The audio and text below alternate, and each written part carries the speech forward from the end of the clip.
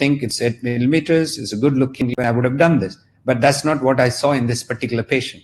There is endometrial hypertrophy, there is areas of endometrial atrophy, and you will see there are endometrial varicose veins. All these pathologies were shown to me on my own hands of ultrasound, like beautiful luteal endometrium, proceed with embryo transfer.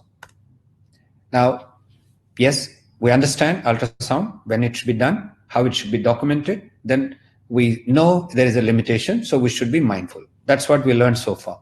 Move on to I follow algorithms. These algorithms are available in so many websites in good governing bodies, whether it is ASRM, ESHRI, Royal College, doesn't matter. There's so many organizations provide you how to look after patient, what to do, what not to do, at what stage, what tests to be done before, what other tests. Everything is algorithm driven. So this is one of the classic examples which we follow in UK, NICE guidelines, where you just stick to primary, secondary, tertiary care in a particular sequential order. And it's always sensible to do this way, because it's very hard for all of us to invent science and produce evidence. Let's follow the evidence which is time tested and in ethically practiced environments.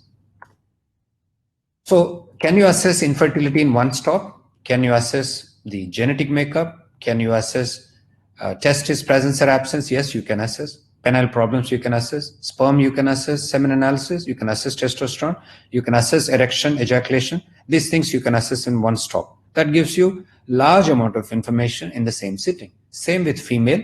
Can you assess the genetic makeup? Yes, you can do chromosome analysis. Can you check the ovary? Yes, you can check the size of the ovary, antral follicle count, size and shape of the uterus. And then you can check the number of follicles, dominant follicles, so you can assess a little bit of endocrine changes. You can also see is she ovulated or not, and of course tubal patency you can do. So this is your access through ultrasound or contrast to assess her ability or inability to create embryo. You cannot assess the embryo is chromosomally normal. You cannot assess nuclear competency of embryo or cytoplasmic competency of embryo. So we should be aware of limitations of every test that's available in science at our disposal as clinicians, relevant to the couple sitting in front of you. Then comes to uterus. You can see, can you check the presence or absence of uterus? Yes. Size and shape and so on, so on. We have done that. Now, can you assess there is a good interaction between between the embryo and the uterus? You cannot. There are special tests. Can you assess embryo actually been made by looking at infertility assessment scan? No. Fertilization cannot be seen. It is only by assessed in a lab when you do split ICSI. 10 eggs, you use IVF, put the sperm outside an egg and see if the sperm can get inside an egg, or next day morning you only realize they are still jumping outside but they don't like to go inside. So IVF and ICSI in a split technique is also a diagnostic test to assess fertility. So in the entire chain of several things that makes couple pregnant, sperm, semen analysis, tubal patency test, you cannot see the egg, you can see the follicle. So we need to tell the couple, never tell the patient, your eggs are growing nicely, you have 10 eggs, please. Let's use a language which is more pertinent. We never see the egg. We say egg bags or egg sacs, something that patients don't get hyped up saying that they have eggs. My doctor has seen it. Let's not do it. So let's use a better language. So the fertility tests have an indirect, it will assess the indirect markers of the competency of a couple to create a healthy embryo and accommodate and nurture the embryo. Because you don't see the egg, you don't see this fertilization, you don't see the cleavage of the embryo, you don't see it becomes blastocyst, you don't see implantation happens, but you can see something that supports all this system. How do you assess male in a single stop? Yes, semen analysis. Each component of sperm, semen, gives you clues about all the internal genital glands, internal genital structures. So a good semen analysis gives good representation of the competency of the sperm, but I mentioned to you before, it only reflects on 30%. The size of the testis, of course, presence or absence of epididymis, presence or absence of vas, and pain when you're examining, all these things gives you clue in the one-stop fertility assessment. Now, can you include erectile dysfunction? I'm not the best person to talk about it, but as a male physician, it's important. You can talk to a male in the absence of his spouse to ascertain that something else is the cause of infertility. Your ultrasound is not going to make them pregnant, but a good history taking, good assessment, and careful attention to what is relevant can help you. So Dr. Rupin Shah is right now conducting the CIPLA webcast. You all can share his expertise, how to assess a male in the shortest possible time. Even uses the portable Doppler to assess the varicose seal. Very, very bedside, extremely simple, sophisticated, very knowledgeable. You can learn how to look after a man by seeing his free videos available. So in female factor, when you want to assess in one fertility assessment, you can assess ovary, uterine cavity, endometrium, uterine myometrium, fallopian tube, but you cannot assess the intolerance of them. So size of the ovary, not difficult. If your computer doesn't say how to do it, you can do times B times C. By half, you will get the ovarian volume in cubic centimeters. So it should be between 3 to 10 cubic centimeter. If it is less than 3, she has poor ovarian reserve. If it is more than 10, either she has PCO or other pathologies.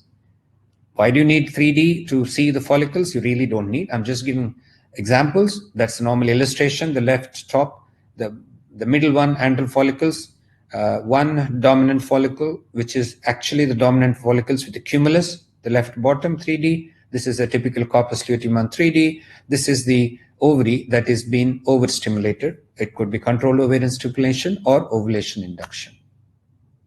So that's how you measure the size of the ovary and ascertain whether she has normal ovarian reserve. They are all indirect markers.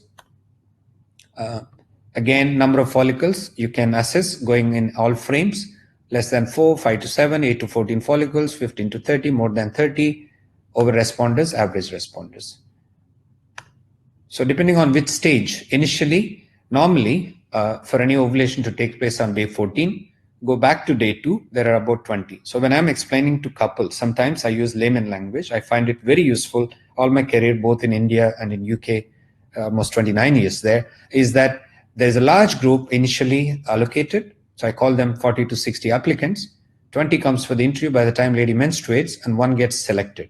It's almost saying that, Indian marriages, photographs are seen by parents 40, 60, the shortlist 20, and the boy will choose one from the 20. So I will call like this. If this selection process is disturbed by lack of rhythmic correlation between FSH-LH from pituitary and hypothalamo-pituitary axis, there is lack of such rhythm, all the 60 applicants will come to the interview room and they will come even to the last point. So you'll always almost see more than 12 follicle in each ovary because there is lack of such shortlisting process taking place. So that is classically described as more than 12 follicle called polycystic ovaries. I discussed this. Now, you cannot see a normal tube. You cannot see the egg is getting into the fallopian tube. You cannot see the sperm is getting into the fallopian tube. You don't see the fertilization. You don't see the cleavage. You don't see the movement of the embryo moving towards the uterine cavity. So tubal patency test is not tubal function test. So presence of spray, you push something on one side and sprays onto the other side is patency. It is not function. You need to be mindful. Normal tubes are too thin to see. You won't see them, but swollen tubes can be seen. This is just an illustration, and this is just how the hydrosalpinges appear on a standard 2D ultrasound scan. 2 examples. You can see the internal. And if you have a 3D axis, this is how they look in 3D. You don't need 3D to ultrasound. But what I can quote is my own audit that at the time of baseline, and when you do the scan, just after recollection, you have patients to put a vaginal probe and do another review. You can easily see the hydrosalpinges, almost 18 hydrosalpinges in one audit that I've done. We failed to see them at the time of baseline scan, but we saw them post-egg collection because of higher level of estrogen. So you need to be mindful of that. There is enough evidence now. Ultrasound-based tubal patency test is far superior than X-ray-based. This is my own data. Just to highlight, I was the only one, I'm the same person who was doing HCGs for hundreds of patients in my career. In my own hands, in the London Women's Clinic, I presented this study in ASRM 2008. Yeah. So in 100 people that have done tubal patency test, only one had a bilateral tubal block. And 13 of them had unilateral tubal block. So 86% of people had either both tubes or one tube are open. I'm talking about London Women's Clinic, Harley Street, W1, Central London. Has a high sexual promiscuity, foreigners, and lot of chlamydia. So even in that community, in the cohort of the patients, a tubal patency. So my thinking of conventional thinking of infertility is 30% is tubal